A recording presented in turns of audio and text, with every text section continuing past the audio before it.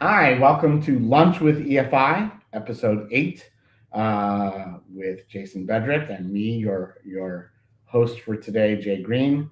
And I think we have a delicious lunch for you, at least on the East Coast, where it is noon.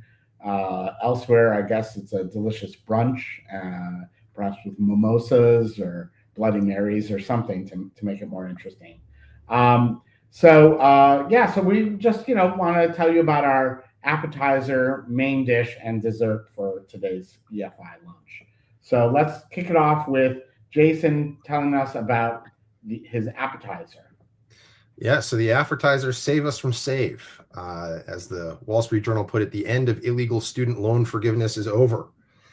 So you may recall that Joe Biden, for some strange reason in an election year, decided that even though he was statutorily prohibited from quote unquote forgiving student loans, he would do this. And he would tell millions of people, hey, you know, that debt that you took out in order to get a college education to increase your income, that's gone. You don't actually have to pay that back. Obviously, he can't do that unilaterally. Missouri and a number of other states sued in 2022, went all the way to the U.S. Supreme Court, which in 2023 said, of course, you absolutely cannot do this. So why wasn't it over then? Wasn't it over when the court struck it down? You would think so, but the Biden administration decided that it would be helpful for them to take another crack at it. And so this time, instead of just erasing everybody's debt, they created something called the SAVE Act, which... Although not an act like a piece of legislation, right? Right. I think this is something that he did it by executive order. So an act without an act. An act without an act. Okay. But in any case, the Biden administration created this whole complicated system that would essentially amount to people not having to pay. So they did income-based repayments where you would only have to pay about 5% of your discretionary income, which is everything over, I think it was about 2.25 times the federal poverty line. Any money over that they considered discretionary. You only had to pay 5% of that. About 9 out of 10 borrowers were going to be paying that way. And about 2/3 of those were going to get loan forgiveness, have their loans wiped out in about 20 years. UPenn took a look at this. They found that 4.5 out of 8 million would have a monthly payment of $0. It would end up costing the taxpayer $1.7 trillion. It would cost the taxpayer $342 billion over 10 years. I take that back. Yeah. 1.7 trillion is the total amount of student loans that are out there. So this really adds up. Were people actually getting loan forgiveness under this second illegal crack at or bite at the apple? So they were on the path to, except that the state of Missouri again filed a lawsuit, this time with 17 states joining the lawsuit. And now the U.S. Department of Education under the Trump administration has settled and they have eliminated the SAFE program. I see. And what about all the votes that were bought? Did they get switched after the fact? How's that work? Yeah, that doesn't work. And I should note it was called the SAFE Plan, not Act. So good point calling me on that. But SAFE Plan. Okay. So the SAFE Plan is over. Right. Would it be better if they called it GOS Plan? Maybe that would be better. Yes. But the funny thing is they're pushing this, right? Ostensibly because they say they want to help these poor people that couldn't otherwise afford college. You mean the rich people who go to college? Yes. So they're actually taking money from people who either went to college but paid back their loans, or in the most part, people who never went to college at all. And they're taking money away from them to give it to people who did go to college and presumably therefore have higher income. So actually, as far as wealth redistribution goes, this is a rather regressive system. Well, I mean, it's interesting. The Democratic Party has clearly gone all in as the party of the credentialed professionals. And like all parties do, they want to reward their voters with stuff. And Right. their voters like it. I mean, people don't object on principle to getting free stuff. They find ways of rationalizing it as good. So it had remarkable political logic. What's impressive is how it failed nonetheless. I mean, it didn't win the election, got overruled by courts, and then defeated again in a final court action, given the defeat of the election. In the election, allowed the Trump administration to settle the matter in court. So, well, and in terms of its ostensible purpose is to make college more affordable, right? That's the whole purpose of the loans in the first place.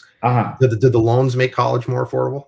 Right. Well, so I mean, the question is who captures the subsidy. So if you make colleges free or you subsidize them through loan programs or grant programs, then colleges can raise their tuition to capture the financial benefit of those subsidies, in which case it's just more slush fund for universities.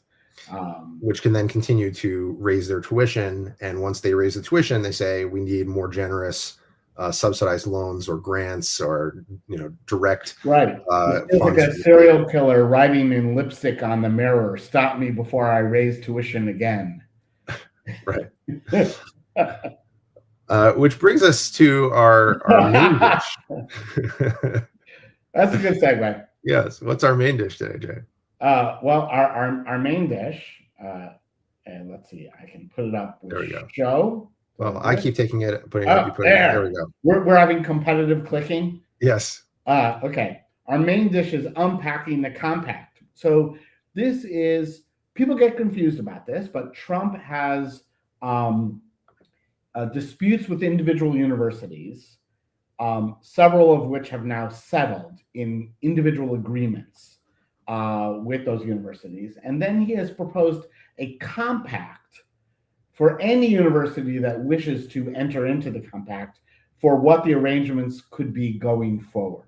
And so there are things in the compact, almost none of which are in the agreements that have already been struck with individual universities. And this is stemming from those hearings that they had in Congress on anti-Semitism. Well, right? That's what led to the agreements then. So there were civil rights violation concerns that kind of began with those congressional hearings.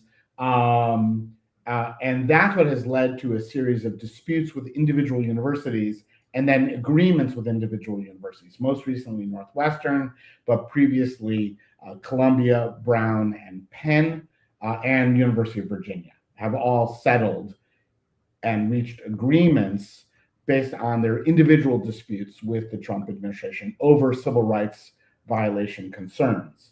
The compact is a proposal for the future, and no one has entered into it so far. And it has a series of arrangements that it's proposing for how things could be going forward. And essentially, it feels like most favored nation status. If a university were to enter into the compact, that it would be treated more favorably and perhaps have better access to government funding and support if it entered into that arrangement. I think that is the vision that the Trump administration has for the compact. There are things in the compact that people like, some things that people don't like. So AEI has organized an event which will be held on Monday. It will be live streamed. You can register for it by going to the AEI website. It will be Monday at 1 o'clock Eastern time. And it will have a discussion among a few of the authors who have contributed chapters to a virtual volume that AEI has gathered, that Rick Hess and AEI have gathered to respond to the compact and its strengths and weaknesses.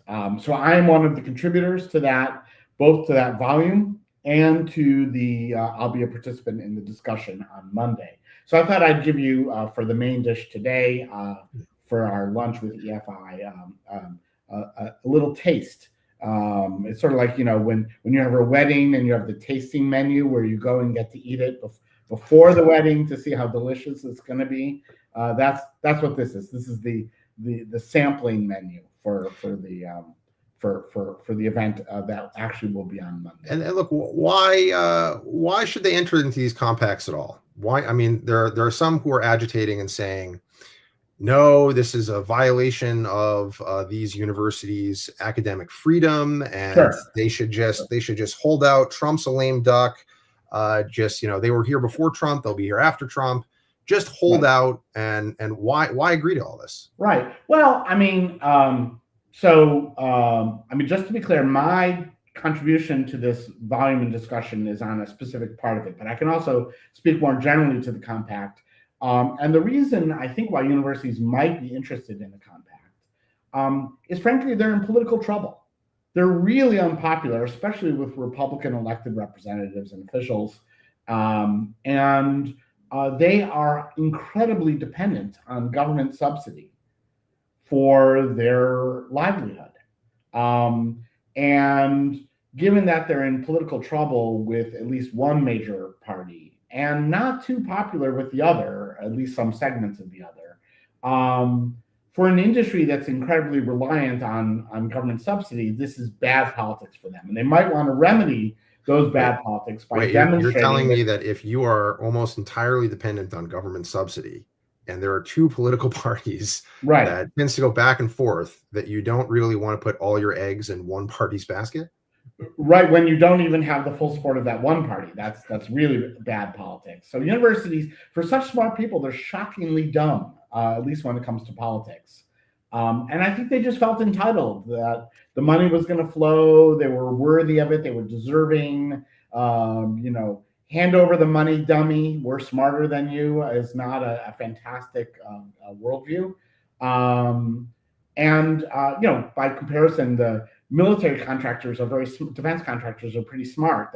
They know to get support from both parties to distribute some of the benefits. And if you're going to build a battleship, its components should come from every single congressional district. Well, you know what? People make fun of that as if that's a bad thing, but I actually think it's a good thing.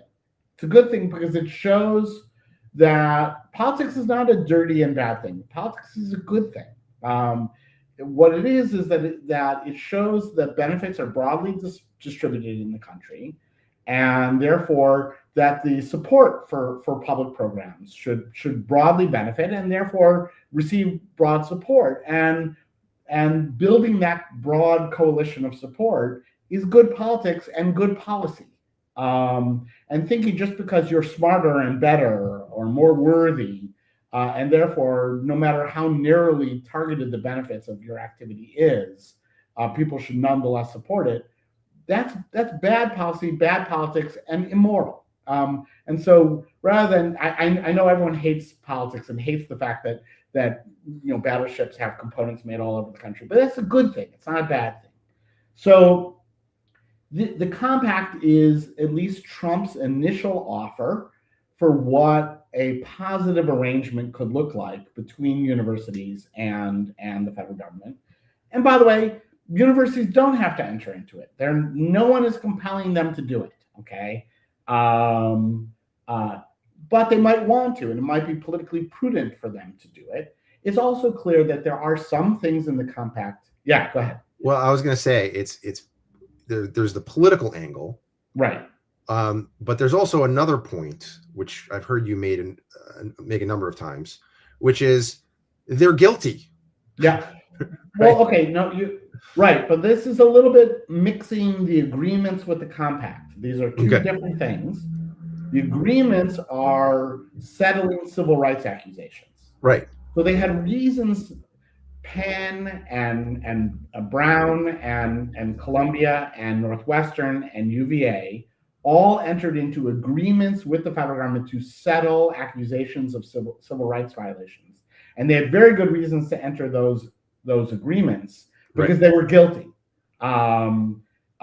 So, they could go to the mat and try to fight it. But in the end, they're guilty, and it would be disastrous for them if they went to the mat. So like someone who's actually guilty of a crime, it's smart to enter a plea deal and get off with a lighter punishment. That's exactly what those agreements are. Right. And by the way, on the agreement front, everyone should actually read the agreements. Don't read press coverage of the agreement. Read an agreement, and I challenge you to find anything in any of the agreements that have been struck so far that in any way violates academic freedom, in any way inappropriately infringes on the autonomy of a university, other than to compel them to comply with federal civil rights law, which is already an infringement on their autonomy. Okay, so those agreements are completely sensible, good things. Now, there's another thing that people get confused. They get confused between Trump's initial offers and the final deals. So, like a good negotiator, Trump tends to ask for more than is reasonable, and then settles somewhere. So, even in his individual disputes with universities, he did ask for things that were a little too far. Okay, beyond the appropriate scope of the federal government, demanding that they hire different faculty or things like that, which he actually can't do. But he was making a correct political point that they have too many bad faculty, they lack ideological diversity, they have too many radicals that have captured control of the universities. He's making true political points, but they're not legal things that universities could agree to. And when they do strike agreements, they don't agree to those things, and they're not in the final agreement. So people will point to the Trump demand letters and say, see, he's infringing on their freedom. But if you actually look at the agreements, none of that stuff's in there. It's all very sensible and good. But the compacts are related to this idea of that they were guilty, because I think they want to bind themselves. I think a lot of the administrators in these universities weren't necessarily the ones that were going down this path. They don't have a spine, and they don't like the trouble that the radicals on campus cause. So they keep giving them stuff. And when they act poorly, including violating the civil rights of other students, they give them slaps on the wrist because they don't want the trouble. Right. So that's why they agree to the plea bargain, because they know they were guilty, but they don't want to get themselves in that position again. They don't want a future Republican administration to bring the iron fist down on them. But they need to say to the radicals, hey, look, our hands are tied. We entered into a compact. Am I wrong on this? You're entirely right. I mean, as a general rule, both with the agreements that have been struck and that may still be struck. So Harvard is still pending out there. UCLA is still pending out there. There are a few others where individual institutions are probably going to have to settle allegations of civil rights abuses.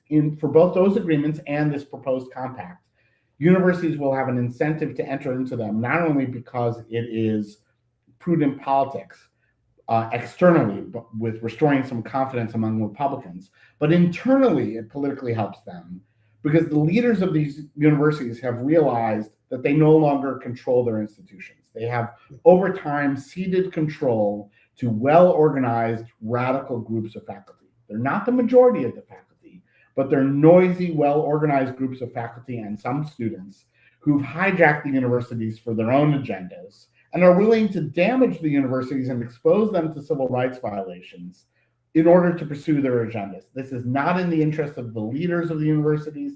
It's not in the interest of the boards. Up until now, the leaders and boards have been too weak and afraid to stand up to these organized groups of faculty.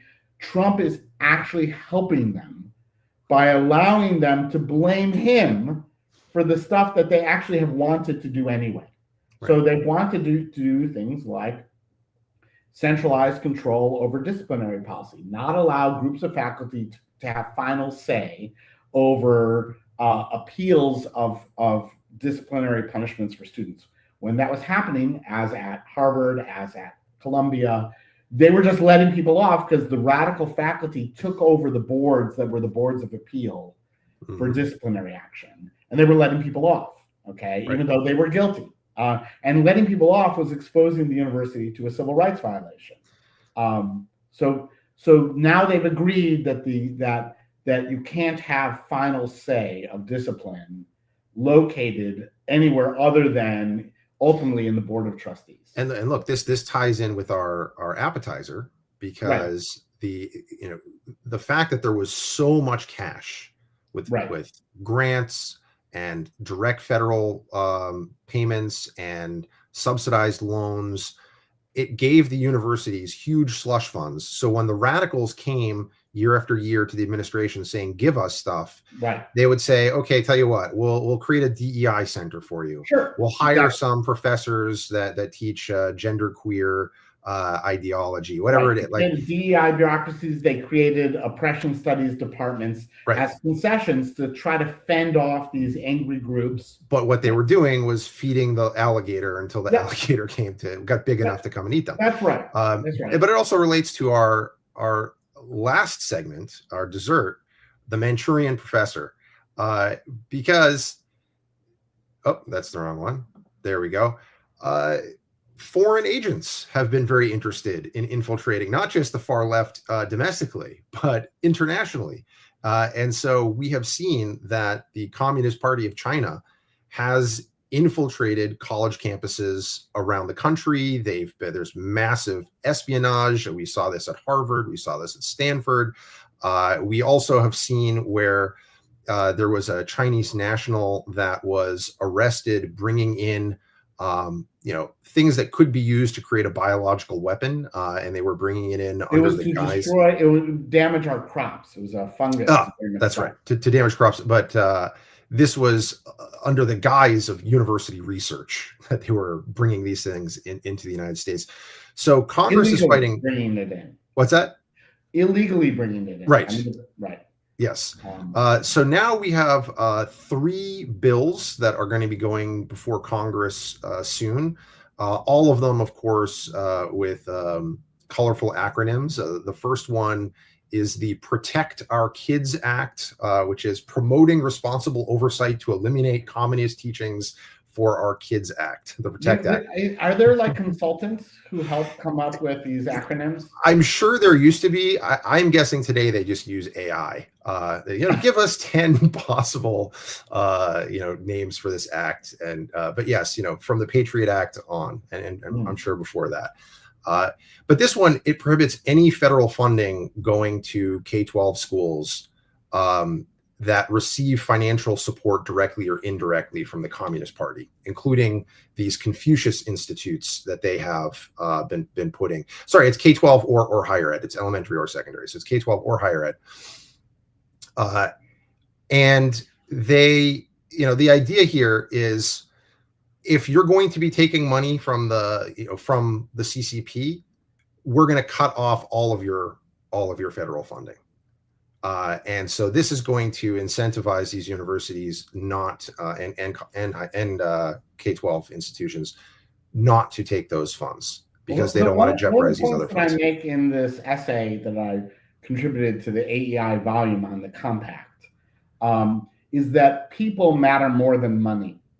So we've focused a little bit too much, I think, on how foreign money is flowing to U.S. educational institutions, universities, and K-12, and that they're buying influence with that money. And that is a problem, and yes, we should crack down on it. But it's really hard to buy your way without people who are willing to be bought and who are willing to do the things that you pay them to do. Otherwise, you could just take foreign money and not really do it or something like that. There have to be kind of some enthusiastic people, some who do it for free to amplify the ones who are paid.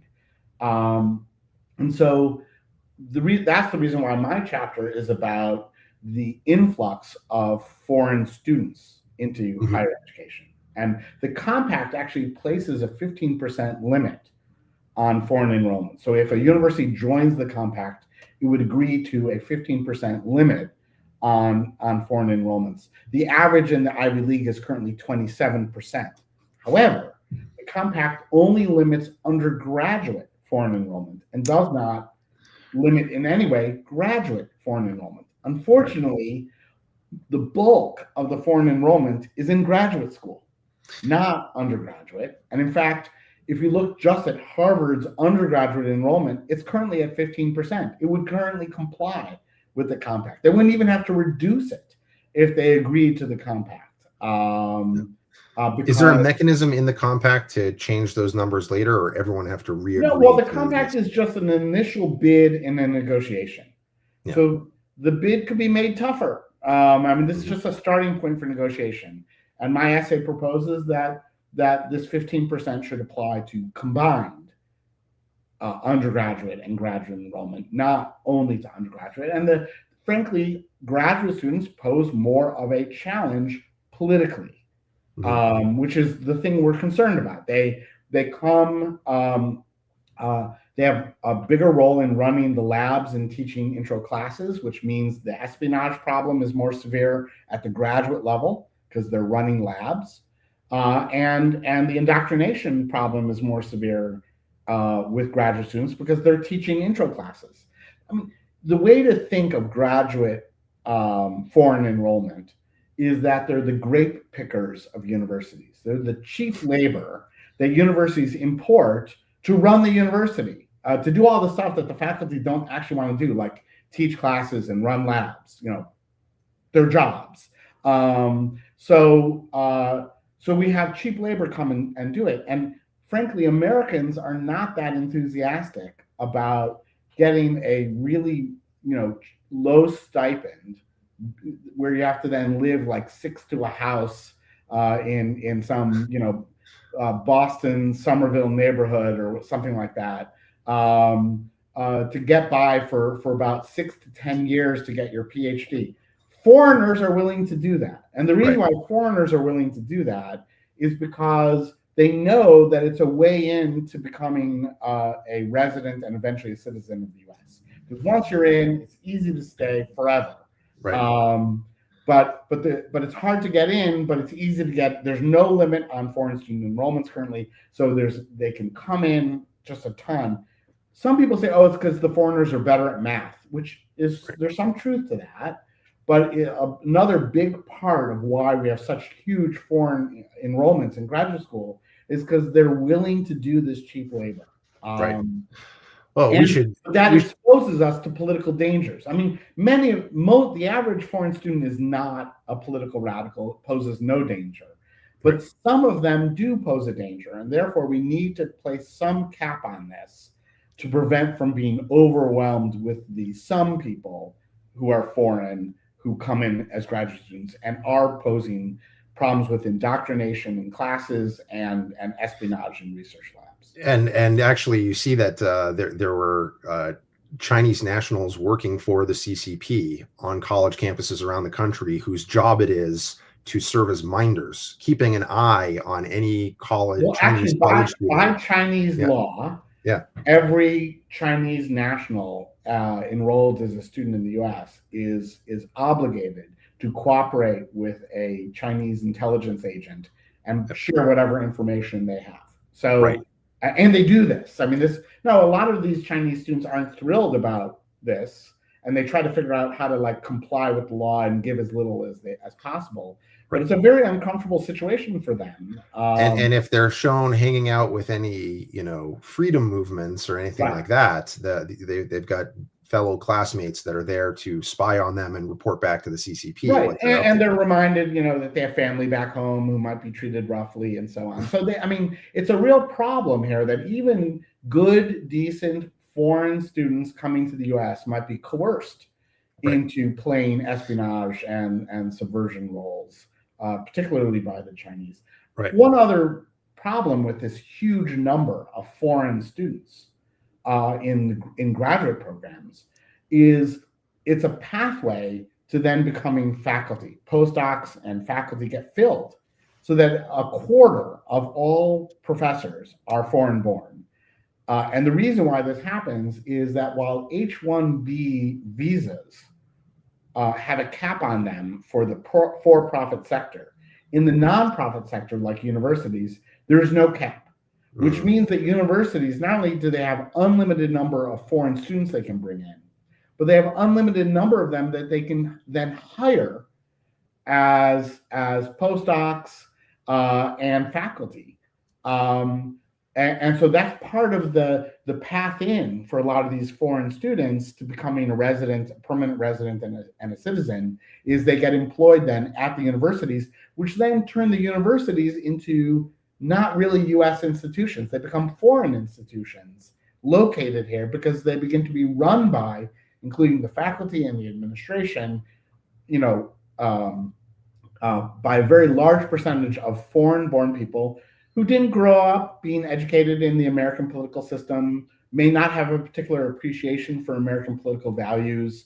Some may love it, and many do, but you'll also have some who have no sympathy for it and are just looking for a nice livelihood and a higher standard of living, and would like to be able to live here, but they might want to make politically here look a little bit more like home, and so then they start teaching everyone and writing in their scholarship about how much better it would be if the U.S. was more like Qatar, if only,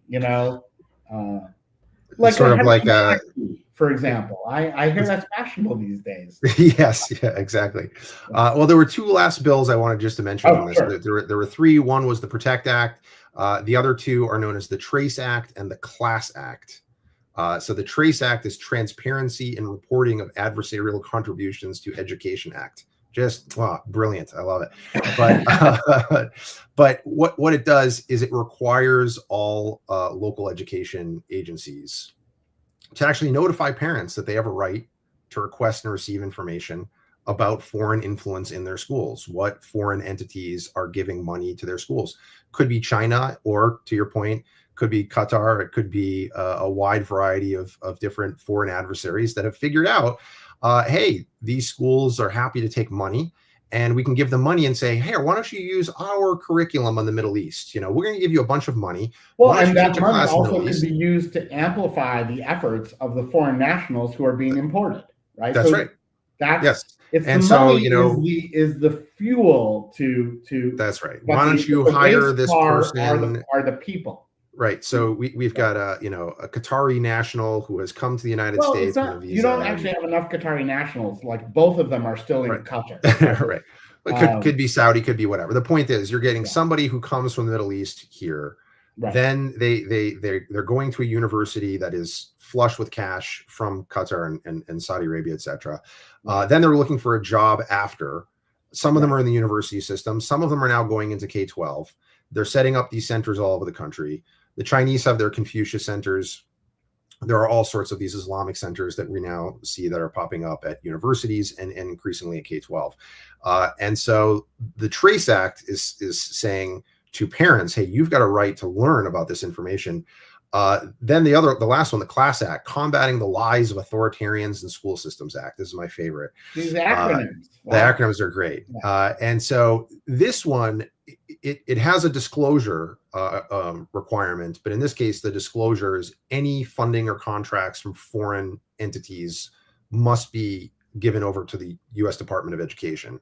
But it also prohibits public K-12 schools, as a condition of receiving federal funding, from accepting funds or entering into contracts specifically with the Chinese government or the CCP, right, or any individual or entity acting on their behalf. And that really is key, because I think in a lot of cases, they're going to say, okay, fine. So you're not going to enter into an agreement with the Chinese government, but we have this thing called the Confucius Institute Foundation, and they're going to give you the money, right? You don't need to know where they get their money. Qatar has the Qatar Foundation, Right. Exactly. And by the way, the universities also have side affiliations, and one of the other end runs is for foreign entities, both governments and foundations, to give to the foundation that is not the university, and then the foundation then passes that money along to the university. So there's a lot of money laundering going on here, and these efforts are all trying to improve the transparency of the flow of funds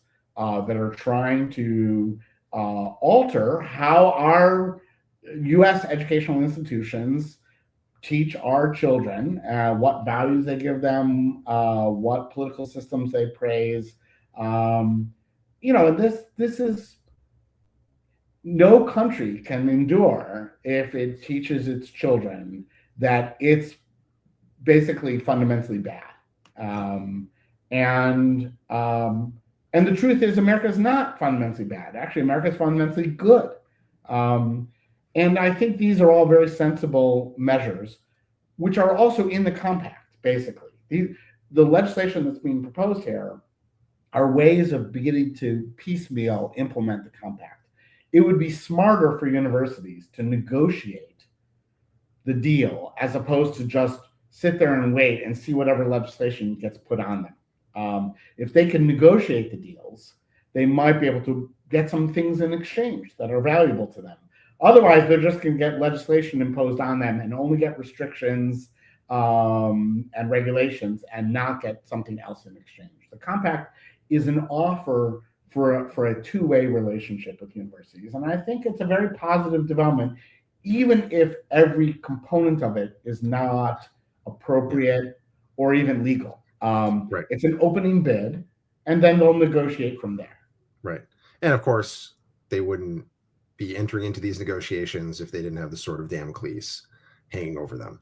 Right, although that makes it sound like they're only doing it out of coercion, but as we were just describing well, earlier, my point is they're being coerced from one side, and so they're not going to stand up to them. So now they need to have coercion from the other side, and now they can try and. Well, the coercion from the other side might actually be liberation from the other side. I mean, it frees them then to do something that they have long known they need to do. On some ways, yes, and in some ways, no. And I think what they're going to try to do, because I'm sure there are a number of things the Trump administration, including, for example, bringing in the foreign students. They want to bring in the foreign students because it's bringing in them a lot of money. And money is not the thing; it's the cheap labor. Okay, money and cheap labor. I mean, they're bringing this. The graduate students generally don't bring in money that you have to pay them. You just don't pay them very much, right? Right. All the people getting PhDs, almost all of them get paid and don't pay tuition. And also, as far as money goes, that's for the PhD students, but the graduate students are getting master's degrees and stuff. They're paying full freight. They do, and some of the like NYU, has a lot of these kind of, and Columbia have a lot of these for-profit, bogus programs that are really just selling visas to enter the U.S. And they have BS degrees. I'm sorry, MA degrees. But yes, the money is not. People get confused though. The amount of revenue here is small. So, for example, at Harvard, the total amount of revenue that they possibly could be getting from foreign students is something like 2-3% of total revenue. It's really not that big. It's not. This doesn't make or break them. Similarly, the amount of money that people get from Qatar is very small. So, people have made a big deal of the fact that Qatar gave over $1 billion to Georgetown, or gave over $1 billion to Northwestern over a 20-year period.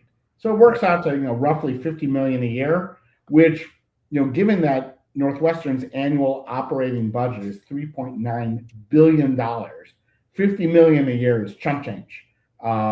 You can't buy Northwestern for $50 million a year, but you can amplify the bad people that you've helped place there with $50 million a year. That's the game here. We got to focus on people. Personnel is policy, and so keeping the people out is even more important than keeping the money out. Although you got to do both. Personnel is policy. Well, that's a good note to end on, as lunch has already run long. Well, we always run a little over. That's okay. It's the Jewish goodbye. It takes a while. Right. Say goodbye, but never leave. Right. Well, with that, everyone, we hope you enjoyed your lunch, and we look forward to serving another tasty lunch next week. All right. Bye-bye. Take care.